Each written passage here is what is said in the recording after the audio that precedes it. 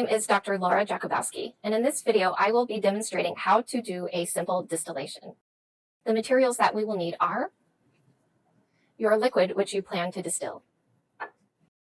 You will also need at least 2 ring stands and clamps to help hold all of the glassware, a lab jack, and a stirring and heating source in order to heat the round bottom flask, which we will distill from. Here I have a heating mantle and a stir plate.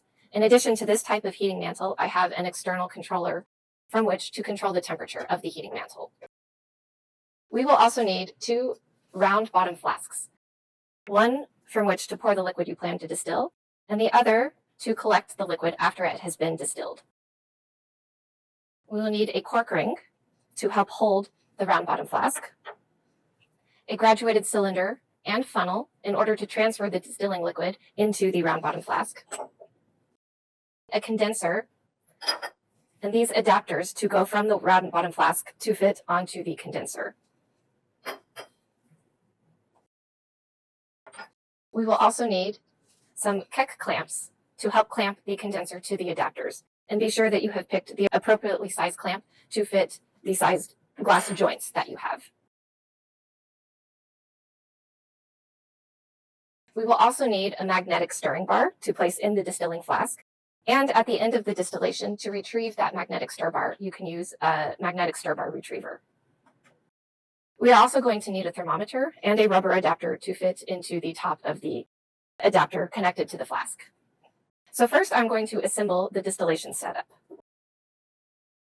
I'm going to clamp the larger of the round bottom flasks, and I had taken a 100 milliliter size for this demonstration, to this clamp here.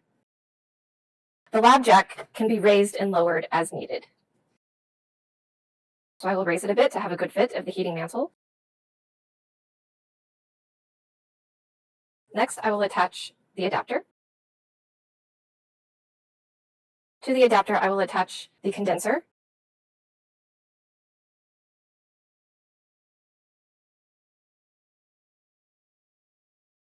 And to the other end of the condenser, I will attach the other adapter, which will then connect to our collecting round bottom flask.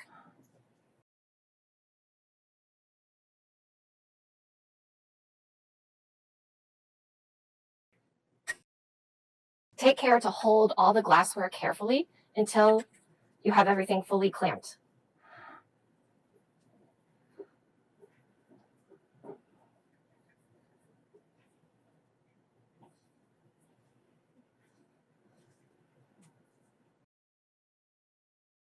You will also need tubing to go from the condenser to connect to the sink.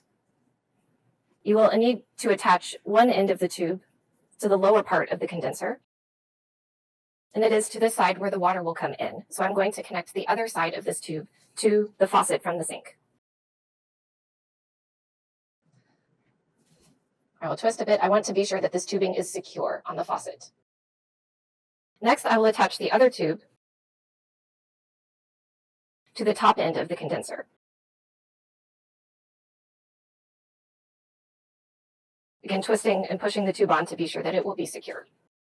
The other end of this tube will be allowed to simply drain in the sink. Next, I'm going to use a rubber adapter at the top here. I'll pull the sides of it over the top. And this adapter has a hole at the top through which I will place the thermometer. I will put the thermometer in slowly with a twisting action to be sure that I do not break it as I put it in. You want to have the bulb of the thermometer be just at the opening of where the vapors will go to the condenser.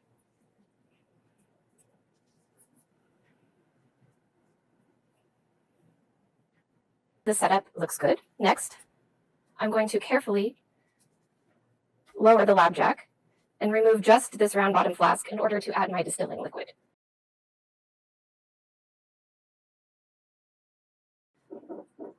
I'll tighten the clamp there just to be sure the setup does not fall. I am going to distill 50 milliliters of my liquid.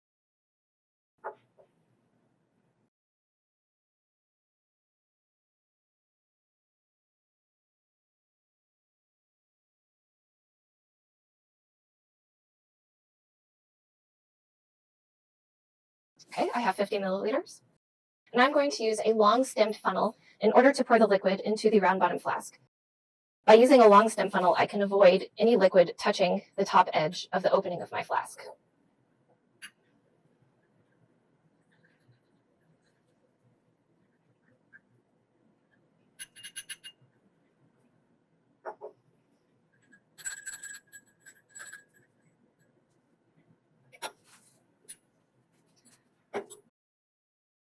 Next, I will add in the magnetic stir bar. And then I will carefully place this back to the rest of the distillation setup.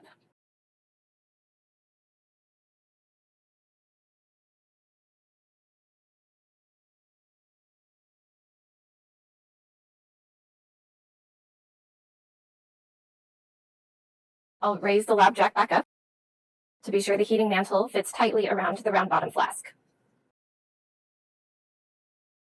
Next, I'm going to check that all of my joints seem tight and secure. We do not want any vapors to escape.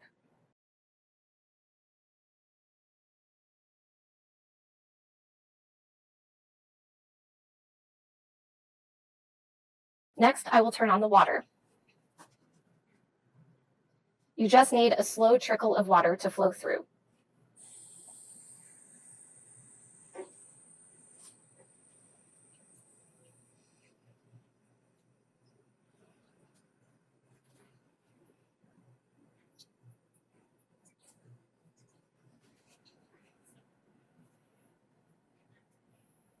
Okay, now that the water is flowing and everything seems secure, we can start the heating.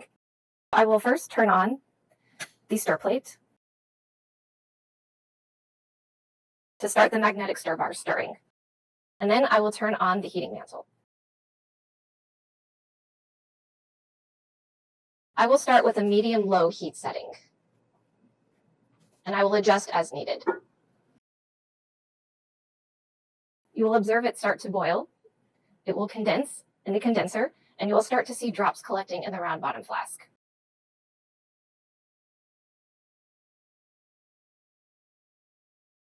The liquid in our round bottom flask has now begun to boil. As soon as it touches the thermometer, those vapors, you will see an increase in the temperature. We're not quite there yet though, but it should happen soon. I can see vapors hitting near the area of the thermometer, and the temperature is increasing. So next, as these vapors hit the condenser, they will change back to the liquid state and fall down to the collecting flask. Soon, we will see our first drop come to the collecting flask. I can see it traveling down the condenser now.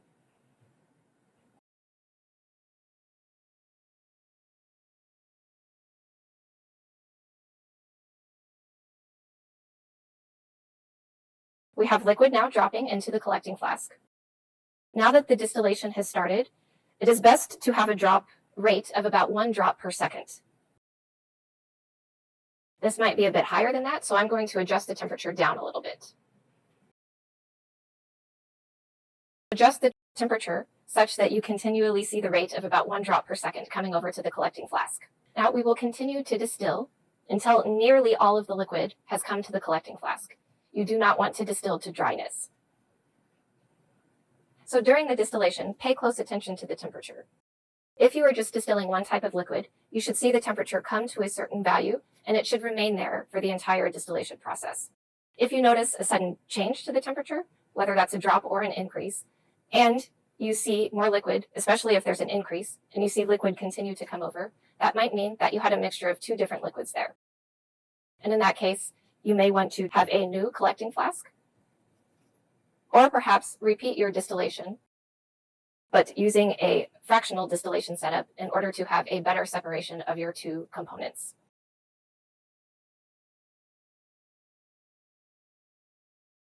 I have noticed that the distillation dripping rate has slowed and nearly stopped. And my temperature is starting to decrease as well. So this indicates that our distillation is finished. I will turn off the heating mantle. If there is still liquid left inside, it could be a second type of liquid, which did not distill with the first liquid. That will be left behind in the flask. So I turned off the heating mantle. I've lowered the lab jack. I can turn off the water.